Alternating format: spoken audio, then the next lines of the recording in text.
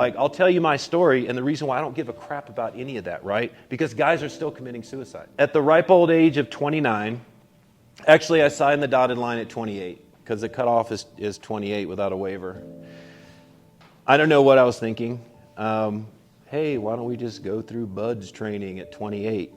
I think I still had some invincibility issues from my 20s, thinking I could do anything.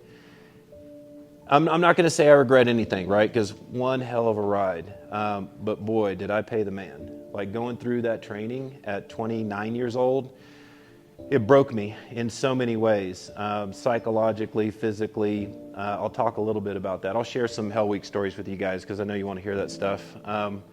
So 28 years old, I signed the dotted line, and then the next day I turned 29. And then I waited 6 months in the delayed entry program, and then I went in, 2010, right? And there we go into basic training. They break you down, they give you the little sock with all of your belongings, that's all you have, and they shave your head, and they make you feel like you're not important. Little known fact, everybody that goes through Navy basic training does have to don fire equipment. We do have to go through battle stations. We do have to go through all the drills, but then that's it. Unless you're a fireman on the ship, which is a big threat. Fires on ships is the biggest threat. But I was never on a ship, right? I went straight into Special Forces. So we go through basic training, and then I showed up to pre-BUD/S, must have been March of 2010. Navy basic training is kind of short. It actually, I don't really think it's that hard compared to other, like Marine Corps is much more difficult as I understand it. My brother was a Marine, so hoorah. So anyways, I made it through the basic training of Navy, and then we go next door across the street. Now we're up in, I think it was Waukegan, like right outside of Chicago.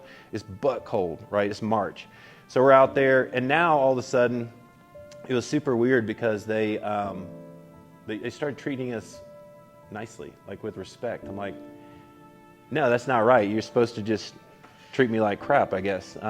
So it was weird. Like they brought out college athletes, Olympic athletes, and they're showing us how to run and how to lift and swim, and we're getting up early. We're doing all this stuff. We got plenty of food. It wasn't the malnourishment and long nights and sleep deprivation and sickness of basic training.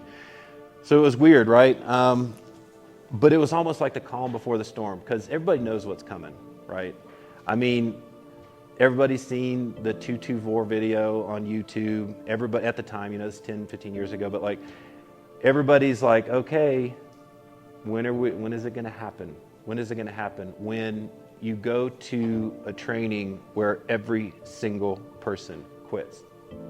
Why am I going to quit? Why is the next person going to quit? Right? Like you wonder, what is it going to be? Like it can't be that hard, right? What causes all these people to quit? Are they just weak, right? So we showed up to Coronado on my birthday. It was a great birthday gift. Day one, it's just like instant. I try not to curse, but they call it fuck games, right? So instant games on day one. Now, they're not able to take the gloves off yet, right? So we're there in Coronado. We're in like a indoctrination phase. So we're technically there, which, we had to sort of get put into a pool out in Great Lakes to be able to ship to Coronado. Okay, so that's one test gate. We made it through basic, made it through pre-BUD/S. Now we're in Coronado.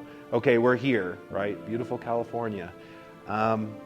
But then we had the task of like surviving this indoctrination phase. And not everyone would class up. Like there's all these things